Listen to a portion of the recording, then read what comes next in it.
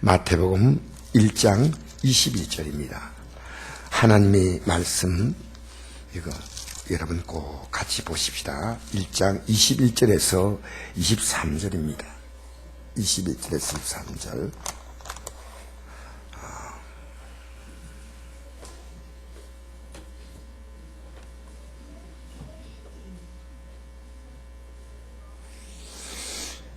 우리 같이, 여러분과 같이 읽는 게 참 좋겠다 생각이 듭니다. 이렇게 예배당에 나와서 성경을 같이 읽을 수 있다는 것은 또 특별한 시간인 것 같습니다.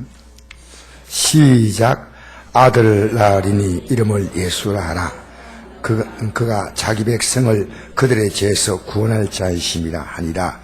이 모든 일이 된 것은 주께서 선자로 하신 말씀을 이루려 하시니 이르시되 보라 처녀가 잉태하여 아들을 낳을 것이요 그 이름을 임마누엘이라 하리라 하셨으니 이를 번역한즉 하나님 우리와 함께 계시다 함이라. 아멘. 여러분 혹시 여러분 성탄절에 혹시 관심이 있죠? 그러니까 오늘 나온 거 아니겠습니까? 예수님의 생일, 예수님이 태어나신 날.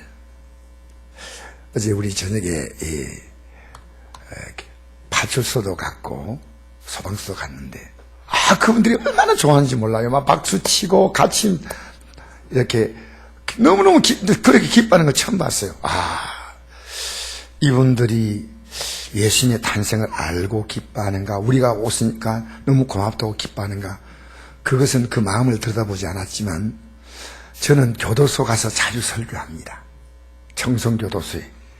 우리나라에서 가장 이제 좀 이렇게 재질이 나쁜 사람들이 가는 곳인데 꼭 가서 제가 자주 하는 말이 있습니다.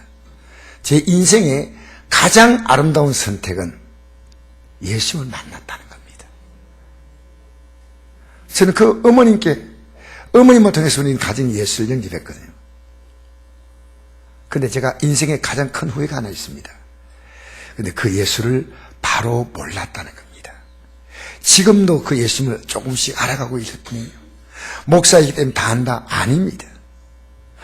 예수님이 작년의 성탄절과 올해 성탄절의 느낌이 달라요. 저는 이 성탄절의 소식이 너무 좋아서 목사님들하고 같이 나누고 싶었어요. 그래서 제가 어제 아래는 또 목사님 한 분 같이 5시간을 같이 식사하면서, 목사님은 잘 알잖아요. 그런데 저는 목사님들과 같이 더 깊은 기쁨을 나누고 싶었어요.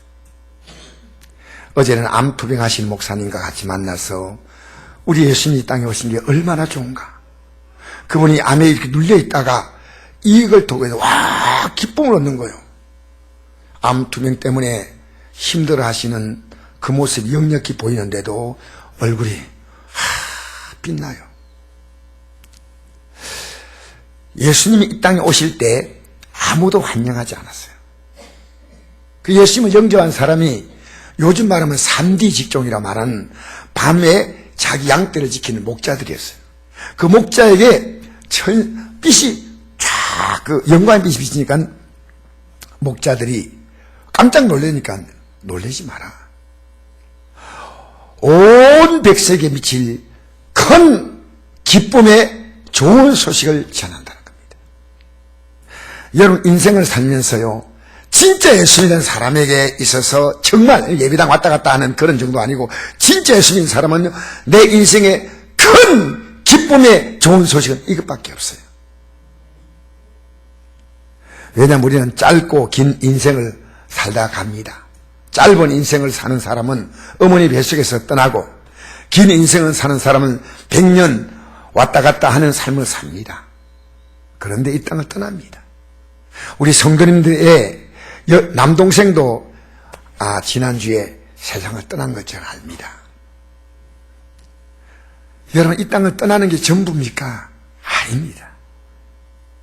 진짜 우리가 누릴 삶이 있다는 겁니다. 이 불공평하고 모순투성이의 세상이 끝나면 우리 앞에 진짜 삶이 있다는 겁니다. 큰 기쁨의 좋은 소식. 저는 오늘 우리 어린이들도 나왔고 오늘 또 처음 나오신 분도 있기 때문에 제가 오늘 설교를 길게 하지는 않습니다. 하나님 말씀을. 그러나 꼭 아십시오. 예수님이 왜 태어났는가? 부모님의 생일 어떻게 생각합니까? 부모님이 태어나신 날. 그런데 이 정도까지 생각 안 해요. 부모님이 안 계셨으면 나란 존재가 없다. 이까지 생각이 가지 않아요. 그렇게 생각하는 자녀가 정말 내 부모님이 얼마나 귀한가. 왜? 내 존재를 이 땅에 있게 하신 분이죠. 이 부모님이거든. 그냥 부모님의 생일 정도입니다. 안타깝지요. 내 부모님이 이 땅을 떠나도 그 부모님의 가치를 몰라요. 여러분, 예수님의 탄생이 뭔지 아십니까? 예수님이 이 땅에 출생하지 없다면 인간은 구원이란 자체가 없습니다. 여러분, 구원이란 말이 그렇게 쉬운 단어일까요? 구원이 없다면 인간 누구나가 죽음이란 끔찍한 순간이 올 때, 그날이 바로 이 땅에 우리의 생명을 보내신 하나님 앞에서 삶을 결산한 날입니다. 여러분, 손바닥으로 내 눈 가린다고 하늘이 없는 거, 내 눈앞에 있는 세상이 안 보이는 거 아니지 않습니까? 여러분, 이 땅에 어떻게 태어났다는 것 자체를 별로 생각하지 않아요. 별 관심이 없어요. 부모님이 나 태어나게 했겠지. 아니요. 인생은 그렇게 쉽게 생각할 수 있는 문제가 아닙니다. 이 땅에 내 생명을 머리를 심어주시고 눈을 정확하게 제자리에 꽂아주시고 이빨이 가진나게 내 몸에 붙어서 태어나도록 만드신 분이 누구냐? 내 생명의 주인이 있다는 것입니다. 여러분, 우리 기독교는요, 엉벙덩벙 믿는 거 아닙니다. 대충대충 믿는 거 아닙니다. 신이 있다고 하니까 믿고 그런 정도가 아닙니다.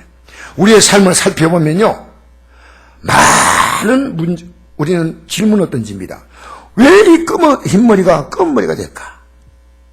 제가 암으로 투병하는 목사님을 만나보니까요, 새까만 머리였는데 완전히 백발이에요, 백발. 불과 한 6개월 만에 만났는데 완전히 백발이었어요. 그냥 호호노인. 저보다 나이가 어리신데도.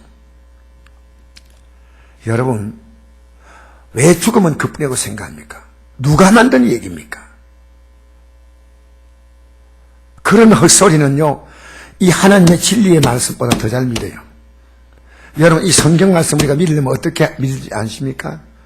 저는 그냥 믿지 않았습니다. 우리 어머님이 하나님이 계신가 안 계신가 우리 어머님이 삶의 위기 때마다 기도하는 모습을 봤어요.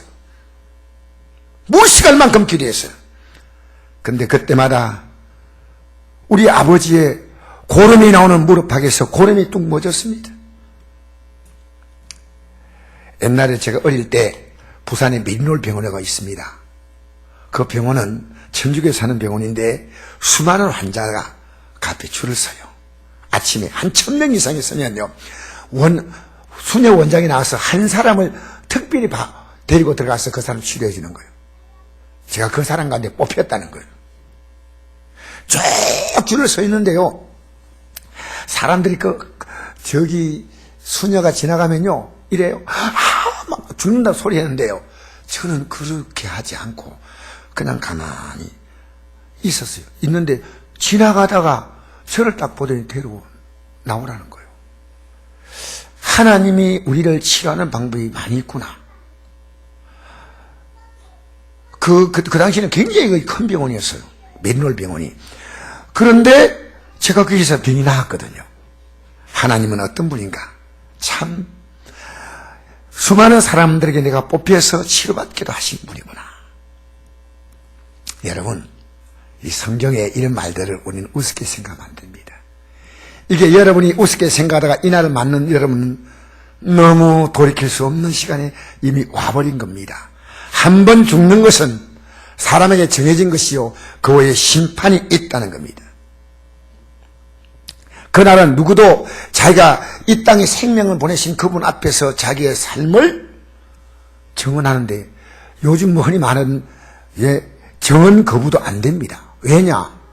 하나님은 살아있습니다. 내가 살아노니 그때 모든 무릎이 내게 꿇을 것이요, 모든 혀가 하나님께 자백하리라. 이러므로 각 사람이 자기가 하나님께 직고하리라. 내가 말을 안 해도요, 그 앞에 딱 무릎 꿇고 그냥 내 삶을 그대로 짓고 한다는 싶고. 어떤 사람이 성경에 보니까 심각한 고민해 나옵니다. 저도 사실 이런 고민합니다. 어떤 고민인지 아십니까? 왜 이 땅에 악한 자가 잘 되냐는 거예요. 여러분, 세상은요, 모순투성입니다. 조금만 깊이 안 들어가는 게 오히려 나아요. 얼마나 문제가 많은지 몰라요. 여러분, 가정마다 깊이 들어가 보지 않아서 그렇지요, 참 대부분의 가정들이요, 많은 사연을 안고 있습니다.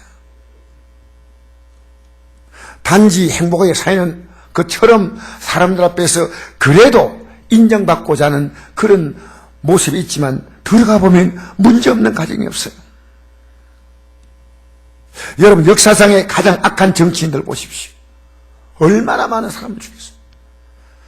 여러분, 역대 왕 가운데서요, 5천만을 죽인 왕이 있더라고요. 5천만.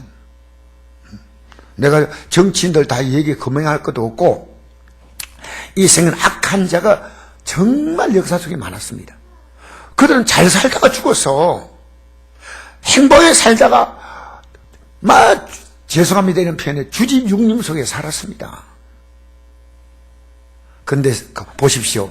내 주변에 보면 착한 사람만 삽니까? 아니거든요. 악한 적 없습니까? 그런데 나는 그런 사람이 아니냐는 겁니다. 제가 살펴보니까요,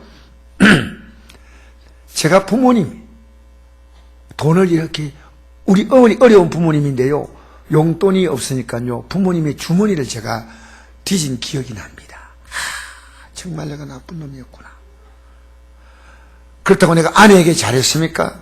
그렇지 않았어요. 지금 내가 부끄러운 얘기지만 내가 자녀에게 잘했느냐? 그렇지 않았어요. 인격적으로 됐냐? 그렇지 않았습니다. 제가 개척해가지고 우리 성도를 이렇게 만나서 대할 때 저는 목회가 뭔지 모르고 했기 때문에 성도 앞에 무례한 점도 있었습니다. 솔직한 고백입니다. 여러분, 어떤 사람이 이 고민 때문에 하나님께 나갔어요. 하나님, 나는 바로 살고 있는데, 하나님 뜻대로하는데 왜 내게는 이렇게 고민이 많고 왜 악한 자는 잘 삽니까? 왜? 근데 하나님께서 그에게 성전에 들어가서 이걸 깨닫게 하셨어요. 그들은요, 미끄러운 곳에 두시며, 여러분, 이 미끄러진다는 게 얼마나, 여러분, 쫙 미끌리는 거예요. 제가 마산 가다가 자전거 타고 가다가요, 쫙 미끌렸거든요. 근데 이 미끌리면요, 정신을 못 차려요. 미끌려서 제가 어깨뼈가 부러졌어요, 그때. 순식간에 쫙, 여러분, 이 땅에 살면서 순식간에 파멸에 던지신다는 거예요. 이 땅의 삶이 전부가 아닙니다, 여러분. 제발 속지 마세요. 그들이 어찌하여 그리 황폐되었는가 놀랄 정도로, 우리가 생각하는 그런 정도가 아니고요, 놀랄 정도로 하나님이 멸했다는 겁니다. 이걸 못 깨달으면 내가 우매무지함으로 주 앞에 짐승이다. 지금 제가 시편 73편이 있습니다. 근데 우리가 어떻게 하냐면 주의 교훈으로 나를 인도하시고, 우리 한번 따라 해볼까요? 주의 교훈으로 나를 인도하시고 후에는 영광으로 나를 영접하시리니 할렐루야. 제가 믿음의 눈을 뜨니까요, 죽음의 순간이 올 때 내게 다가올 그 엄청난 영광 앞에 제가 지금 살아가는 삶이 아무리 힘들어도 압도가 되는 거예요. 견딜만 해. 얼마든지. 여러분, 그래서 이렇게 고백합니다. 26절에 내 육체와 마음은 쇠약하나, 이 땅에 살면서 목사님이 암이 걸리더라고요. 그 목사님은 정말 착하게 살려고 하신 분이에요. 대기업의 연구실에 있다가 이제 그걸 포기하고 전도사가 되고 목사가 된 사람입니다. 그런데 우리는 살면서요, 착한 사람들이 힘들게 사는 거 많이 봐요. 예수 믿는다고 해서 이 땅의 삶이 다 형통한 것도 아니에요. 우리가 바라보는 것은 하늘의 영광이에요. 하늘의 영광, 하늘의 영광, 나의 맘속에 차고도 넘쳐. 사랑하는, 할렐루야. 저분은 마이크를 줘가지고 독창을 시켜드립니다. 너무 감사해. 이게 딱이 반응이 나오잖아. 얼마나 멋져요. 내 육체와 마음은 쇠약하나 하나님은 내 마음의 반석이시요 영원한 분길이 뭡니까? 내 목입니다. 주식 갖고 있잖아요. 그 주식이 그 회사에 대한 내 분깃이요. 하나님이 내 인생의 분깃이란 겁니다. 무릇 주를 멀리한 자는 망하리니 주를 떠난 자는 주께서 다 멸하셨나이다. 여러분이 일희일비하고 사는 이 세상의 삶이 여러분의 삶의 결산이 아닙니다. 여러분은 그 운명의 날 향해서 가고 있다는 사실 아셔야 됩니다. 하나님께 가까이함이 내게 복이라.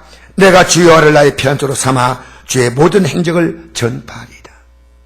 저도 이 사실을 몰랐다면 제 나름대로는 뭐 그렇게 큰 좋은 직장은 아니지만 그 당시에 제가 있던 포항에서는 가장 좋은 직장이었어요. 그런데 제가 목사님이 주회종으로 나오면 어떻게 했냐 할 때 제가 1초의 망설임도 없었습니다. 왜? 이 길이 뭔지 알기 때문에. 여러분, 우리는 죄가 없나요? 내가 죄가 없냐는 거예요. 뭐 여기 서 있는 전 죄 있다고 고백합니다. 죄 안 짓고 살려고 하지만은 성경은 말하거든요. 의인 없나니 하나도 없다. 이 땅에 자기가 의인하고 많은 사람 자체가 속이는 겁니다. 어떤 행동하지 않아도 그 마음까지는 우리가 알 수 없잖아요. 하나님 찾는 자도 없고 선량한 자가 없나니 하나도 없도다. 그들의 목공은 열린 무덤이 얼마나 더러워요. 무덤이 얼마나. 그리고 그 혀로는 속임을 일삼며 그 입술에는 독사의 독이 있고 그 입술에는 저주와 악독이 가득하고 우리 그래 살았잖아요. 얼마나 남을 욕하고. 여러분 부부싸움 하는 거 보면요, 그걸 녹음해 놓으면요, 무서워요. 여러분 자녀와 부모 대화 녹음해 놓으면요 얼굴 들고 못 다녀. 맞잖아요. 그 말은 피 흘리는데 피 흘린다는 것은 막 죽인다는 게 아니고 남에게 고통과 괴로움을 주는데 빠르다는 거예요. 남 안 되면요 아주 기분 좋아. 남 잘 되면 막 좋은 게 아니고요.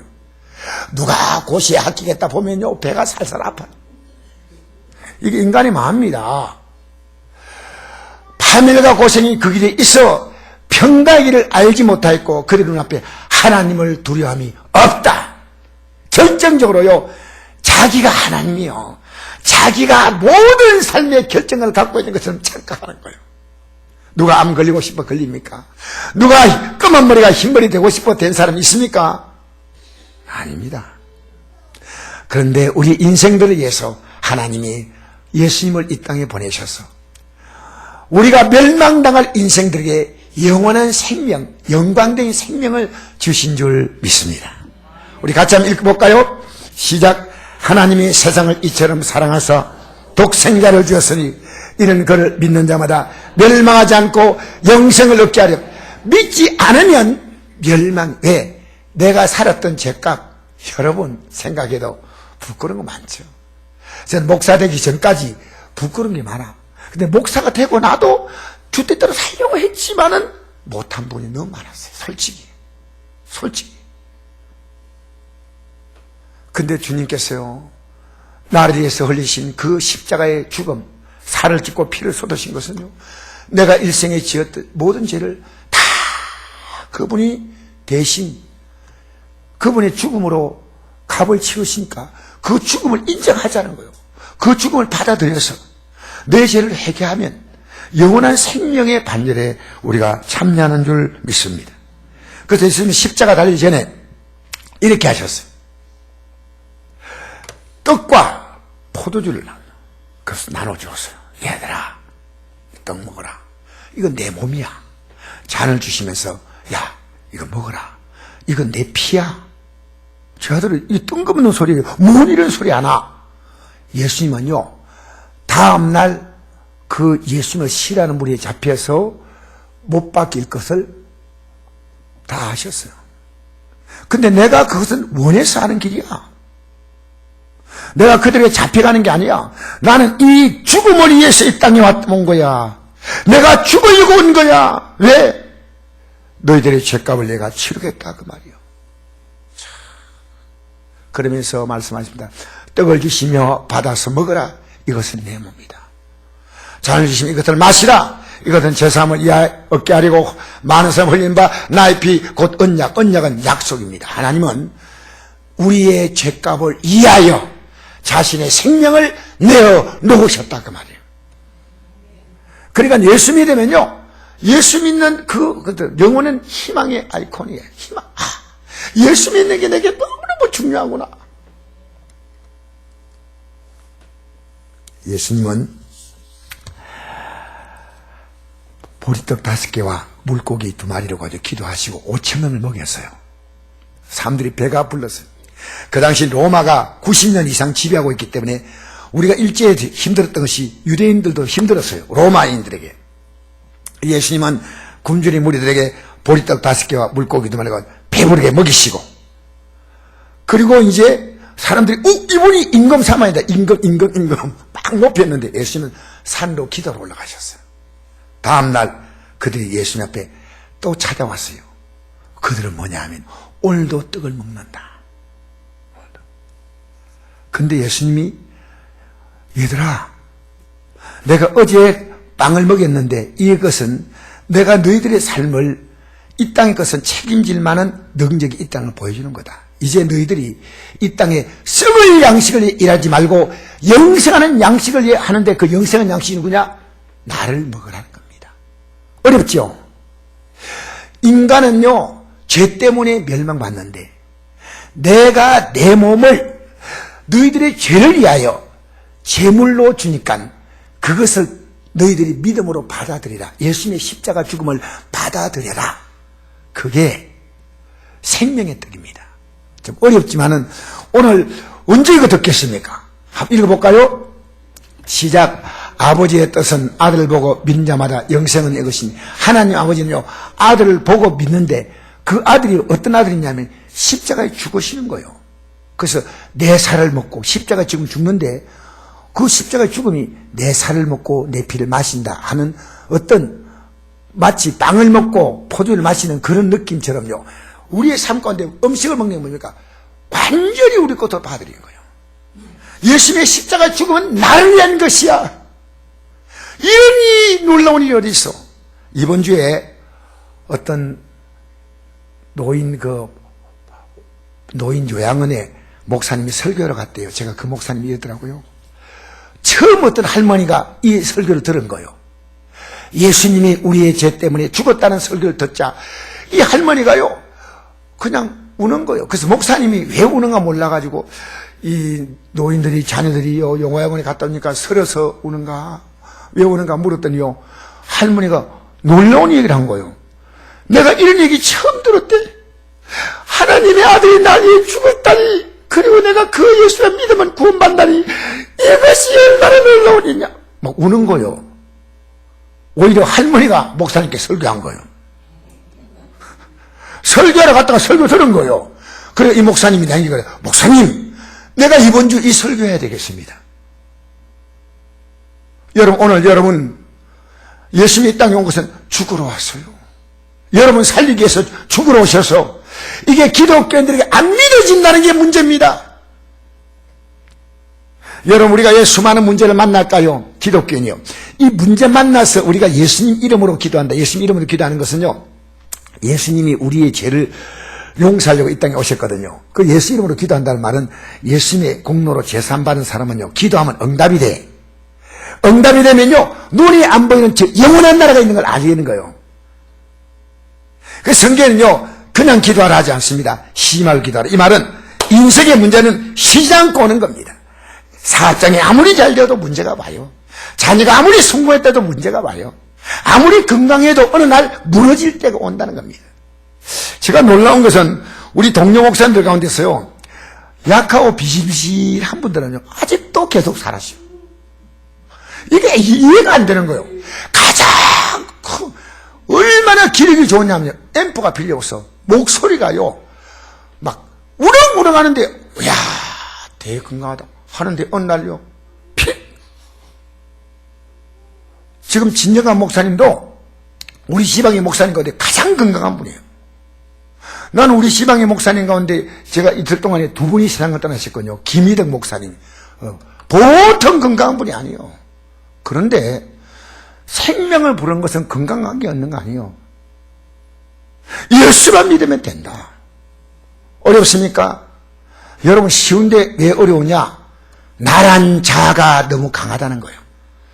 지금까지 살아왔던 내 삶을 놓고 싶지 않아. 지금까지 산 이 방식대로 살고 싶어. 안 된다는 겁니다, 여러분. 여러분이 지금까지 살았던 삶을 그냥 연장해 산다면 그래요. 저는 이렇게 생각합니다.